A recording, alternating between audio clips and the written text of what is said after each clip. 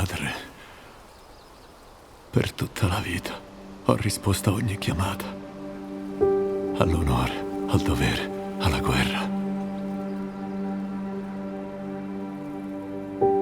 Ma ora il fato mi ha concesso ciò che mai avrei pensato.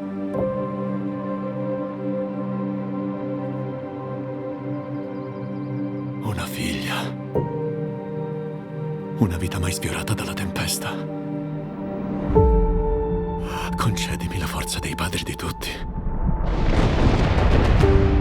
affinché possa combattere un'ultima volta, abbattere un ultimo nemico, per poi tornare a casa da lei. Non come guerriero, ma come rifugio. Non per insegnarle la battaglia, ma la quiete, che io non ho mai conosciuto.